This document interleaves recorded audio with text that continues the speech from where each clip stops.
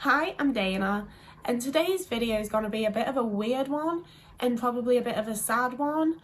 I've said a few times that you're only going to see me cry when I have to do an apology after I get cancelled, but today might be the bloody day, because honestly a lot of this video is going to centre around Taylor Hawkins.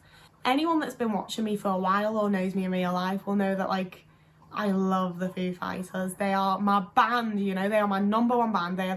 They're my band, you know, they're the band that I know every single word to every single song, I know every member's name. They're the band that, like, I love, they're my band. And if you've been around on the internet lately, as well as seeing Will Smith slap Chris Rock, you will have probably seen that Taylor Hawkins passed away. And it's affected me in a way that I did not expect and have never experienced. And it's something I want to talk about because I feel like it has to be something that lots of autistic people have gone through with, like, various different celebrities and bands and TV shows and so on. You have this special interest, you have this thing that you really, really bloody adore and love, and then it's just gone. And, you know, I don't want to call Taylor Hawkins a thing. He was very much a fucking person, but I didn't know him. Let's face it, I didn't know him. I didn't meet the guy. I saw him live on a stage a couple of times. It was fucking sick. It was some of the best moments of my fucking life. But obviously, the people that are going to be actually hurting from his death are his friends and family and the people that knew him. I'm not trying to take away from that or act like he is just a little celebrity that I liked. I understand that it's much more nuanced than widespread and blah-de-blah-de-blah. And I do feel very, very silly for the most part to be as upset as I am over a bloody celebrity death. But I fucking loved that guy, you know? Like, I can't express how many hours of joy he brought me.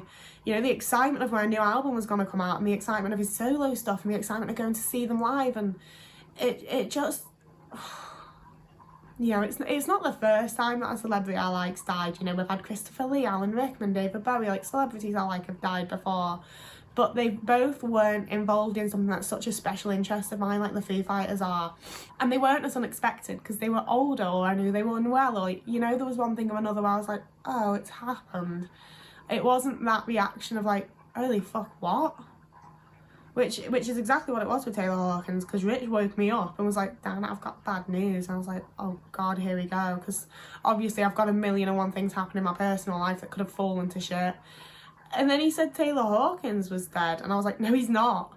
And I Googled it and he is. And I just immediately started crying because fucking Taylor Hawkins is meant to be, like, out there in the world doing shit, you know? Like, he's meant to be out there fucking, like, making music and hanging with his kids and doing whatever the fuck Taylor Hawkins fucking did in his downtime. And it just really fucking knocked me off kilter to like, for him to be dead. And then I also keep thinking, like, man, the rest of the fucking band, I made a video, I'll link it here, about empathy, because I'm not normally the most empathetic person. I really have to try to be empathetic quite a lot of the time.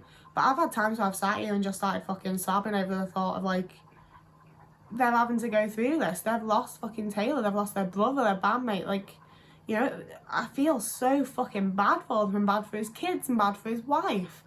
And I do not normally feel this level of empathy.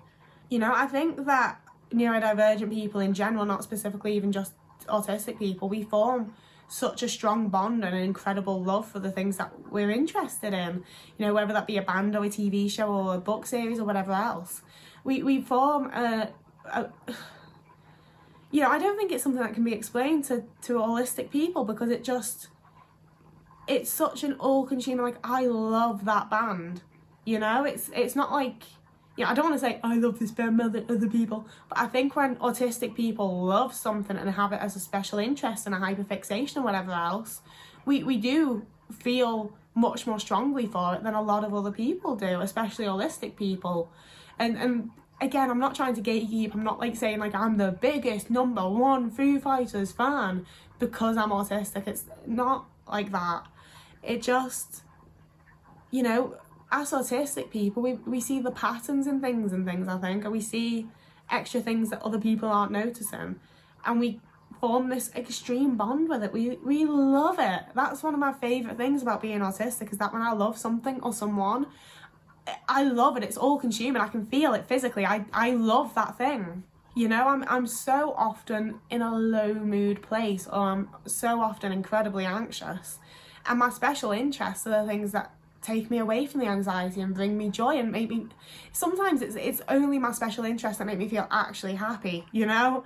Like sometimes it's like nothing in my actual real life is bringing me joy, but this band is, this TV show is, this book is. And the Foo Fighters have been that thing for me for so long, you know? I could go back through the years and give you different songs that helped me through various different times of my life, you know? There's a song off of Sonic Highways that I don't recall the name of because I can't listen to it anymore. But I was listening to that when my dad died. Like, I had that in, I got the phone call, my dad had died, hung up the phone call, and that song went back to playing. And I listened to that on repeat for like 6 hours because my dad had just died, and that was the only thing keeping me fucking grounded, making me feel anything. And yeah, I've got just, you know, a million moments of the Foo Fighters. The first time I saw them live, my dad had bought the ticket for my 18th birthday like 3 months before he died. You know, when I saw them for the second time, it was for my 21st that my mum had gotten me. Like all through my life. And I'm sure, again, this is like relatable to a lot of autistic people with other things. We draw our special interests into our life. We interweave it with the memories that we form, the bonds that we form with other people. You know, like I cannot tell you how many times I recall singing along to Everlong, genuinely thinking like, God, if only everything could feel this real forever, if only everything could be this good again. And it really fucking hurts that someone that was involved in all of that is dead. You know, and obviously when you transfer that to be relatable for other autistic people, it really fucking sucks when your favourite show gets cancelled, or when the movie series you like comes to an end, or when the book series you like stops, or, you know, on the unfortunate cases when people die before they get to finish stuff. And it feels like losing a part of something that's been in your life, because it is. You know, I've woven the Foo Fighters and Taylor Hawkins through so many moments of my life that are really important to me, and he's gone. That, I feel silly, but I also know that if someone else was telling me this, I'd be like, yeah, that's fully valid. That's entirely fine and normal. But when I say it, I feel really silly because I didn't know the guy. I guess it kind of makes sense though when, like, I've spoken before in other videos, I think that special interests are absolutely vital to bringing joy into autistic people's lives. I think that we should always be, you know, allowed to pursue our special interests in healthy, manageable ways. And I think that special interests, at least in my experience, you know, I don't know if I'd still be here without them. Sometimes it's only because I get to watch Doctor Who for 12 hours a day that staves off the unalivey thoughts, you know. There's a lot of times when my special interests are very much my fallback plan. They're the thing that's going to keep me going. You know, and all the more reason not to pin it to real fucking people and to keep it on TV shows and movies and stuff. But I couldn't help really loving this band, you know, and especially when they're like releasing movies and fucking documentaries and everything, you know. Like it's literally only last month that I went to see Studio 666 in the cinema, and it was fucking great. And now Taylor Hawkins is gone, you know, and that's the extension, isn't it? What's gonna happen to the Foo Fighters? Because they've cancelled all upcoming tour dates. That was yesterday morning. I got the email that they've like cancelled the next time I was gonna go see them, and I was expecting it. Like I said, I feel really fucking bad for like every member of the band and crew, and I absolutely was not expecting them to just tour without him. Like they need time to heal and whatever else. Like I am absolutely not mad that they're cancelling a show. I'm disappointed, I'm upset, but I get it, you know. But it's a case of like, if they do tour again, I can't imagine buying a Foo Fighters ticket and going to see the Foo Fighters and not seeing Taylor Hawkins. I don't want to do that. You know, it's not the fucking Foo Fighters if Taylor isn't there. Taylor has to be there for it to be the Foo Fighters. I can't buy a ticket to see the Foo Fighters if Taylor's not alive. Which then is like, is my favourite band coming to an end now? Like, was the last time I saw the Foo Fighters the last time I was ever gonna see them? You know, and so, as upset as I'm getting, it's fine. Like I say, I can't imagine going to see them without Taylor. It's whatever they need to do, I respect, because they've lost their fucking best friend, their brother, their drummer, their bandmate. I completely understand and validate anything that the rest of the band choose to do from here on out. But also the idea of the Foo Fighters no longer being a band that I get to go and see and that are releasing music and that are bringing out movies and stuff absolutely breaks my fucking heart. But the other side of that is that my special interest is in the band as is, and I don't see them as the Foo Fighters without Taylor. Taylor is, you know, and it goes for any of them. If this had happened with any of them, I'd be like, well, this sucks, but the Foo Fighters are over, I guess. Like, I knew they were going to have to come to an end at some point, but I didn't want it to be like this. And it just feels so unfair that, like, you know, the last few, like, the fucking last... Yeah, like the last album Taylor released was so fucking good. I was so looking forward to seeing how he developed as like a solo musician, and there's just no words to say how much it fucking sucks. And if I see one more fucker on Twitter going off about it being drugs, I don't care how he fucking died. It sucks that he's dead. Whether it's drugs or being trampled by fucking elephants, I don't give a shit. The dude's dead. And that goes for anyone. I think it's disgusting the way that we I think it's absolutely vile that we like judge and stop caring about people based on drugs. Like, help them recover or stop shaming them for being on drugs. But that's a whole different topic. But I don't know what the point of this video is really. I think I just needed to talk about Taylor Hawkins for like 15 minutes and not be told to shut up by everyone around me. I'm just, you know, real fucking upset that he's gone. As are all the Foo fans, you know. It's one of the really nice things about being part of like a fandom is that I found so much comfort in just scrolling through people's stories of when they met him or when they saw him live or when they like first got onto him or when they first heard this song, you know, just Taylor Hawkins touched so many people's lives and inspired so many people to pick up instruments or to write songs or to play the drums or just to like fucking go out there and live, you know? Like, there's been both times I fucking saw the Foo Fighters, it was when I was like living in an absolute depression pit, and that was like my one trip out of the year. And I can't put into words how much I fucking enjoyed seeing the Foo Fighters live. You know, my thoughts at this point is I'm not seeing the Foo Fighters live again, because if I do see them in whatever capacity they return, it's without Taylor and they're not the fucking Foo Fighters proper anymore. But I'm so glad that I got the chance to see them and him live. I'm so glad that, you know, his music's there for everyone to listen to. He's left a permanent mark on the world.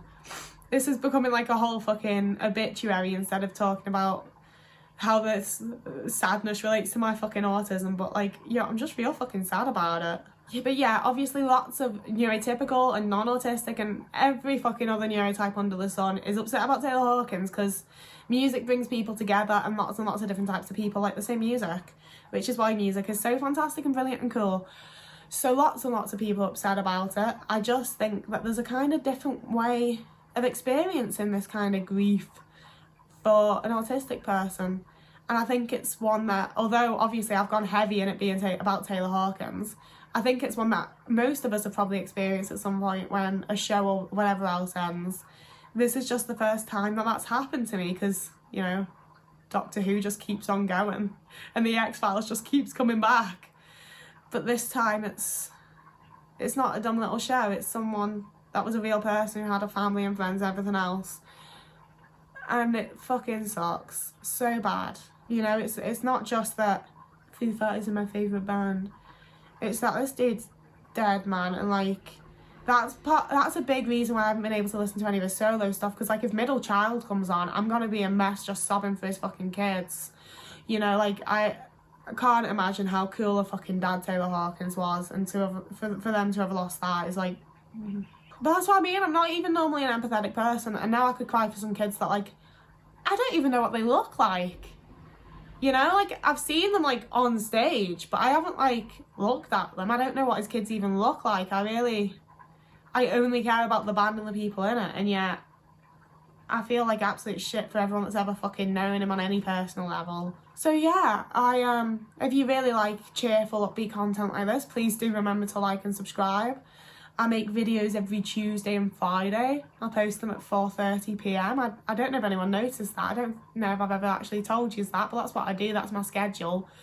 I don't like telling people that because then I'm like, oh no, they expect it from me. But also I do it anyway, so you may as well know. Yeah, if you want to have a little grievance rant like this about something that you love that's ended, or a celebrity you love that's passed away, or whatever else, I love reading your comments. And I'd love to hear whatever thoughts you have on any of this. It's been a very rambly. It's not been my best video, I'll give you, but I'm not feeling like my best self. So this is where we are. Whoever you are and wherever you are, I hope you're having a lovely morning, evening, afternoon, day, week, month, year. And I'll see you again in a couple of days.